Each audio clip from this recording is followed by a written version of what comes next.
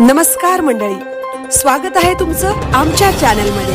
आवाज महामुंबईचा, शोध बातमीचा, कौल मनाचा। चला तर मग आमचे चॅनल लाईक करा, शेअर करा आणि सबस्क्राइब करा। धन्यवाद। ऐन सणासुदीच्या काळात महागाईचा भडका, महिलांच्या किचनचं बजेट बारगळलं। साखर, तेल, नारळ, कांदे, गूळ, डाळ, भाजीपाल्याचे दर भडकले। युद्ध आणि खराब पाऊस या कारणांमुळे तसेच बोगस बियाणे, खतांचा तुटवडा, शेत विमाचे बदललेले नियम, E20 पेट्रोलमध्ये इथेनॉलचा वापर यासह शासनाच्या धोरणांच्या एकत्रित परिणामामुळे ऐन सणासुदीच्या काळात महागाईचा भडका उडाला असून महिलांच्या किचनचं बजेटही बारगळलं आहे। रक्षाबंधन, जन्माष्टमी, नवरात्र, साखर, तेल, नारळ, कांदे, गूळ, डाळ, भाजीपाल्याचे दर भडकले। मे 2026 ते ऑगस्ट 2026 या 3 महिन्यात बाजारात महागाईचा भडका उडाला आहे।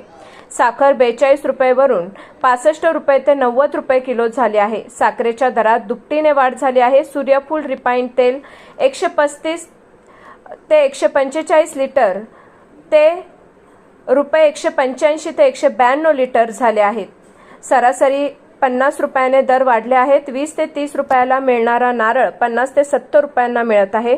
60 रुपये किलो मिळणारा गूळ 120 रुपये किलो मिळत आहे। 20 रुपये किलो मिळणारा कांदा 50 ते 60 रुपये किलो मिळत आहे।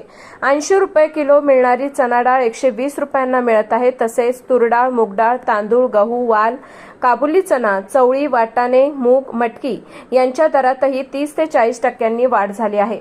तेल, तूप आणि धान्यांसह सर्वसामान्य माणसांच्या ताटातली भाजी आणि मच्छीच्या दरातही भडका उडाल्याने रोजच्या जेवणाचे बजेट कोलमडले आहे। महागाईचा परिणाम नारळी भात, मिठाई आणि मोदकावर। नारळी पौर्णिमेला नारळी भात, रक्षाबंधनाला मिठाई आणि गणपतीकरिता मोदक तसेच दिवाळीत करंजी, शंकरपाळे बनवण्याची परंपरा आहे। परंतु या झालेल्या दरवाढीमुळे या खाद्य परंपरा जपणे कठीण झाले आहे। याबाबत पेण येथील प्रीती पाटील या गृहिणी म्हणाल्या की परंपरा आणि बजेट या दोघांचाही ताळमेळ घालणे कठीण होऊन बसले आहे। तरी सुद्धा थोड्याफार प्रमाणात वरील व्यंजने बनवून सण तर साजरा करावाच लागणार आहे। शासनाने लवकरात लवकर बाजारातील महागाई कमी करण्याकरता प्रयत्न करावेत अशी मागणी यावेळी त्यांनी केली। आवाज महामुंबईचा चॅनेलसाठी धर्मेंद्र प्रधान, पेण।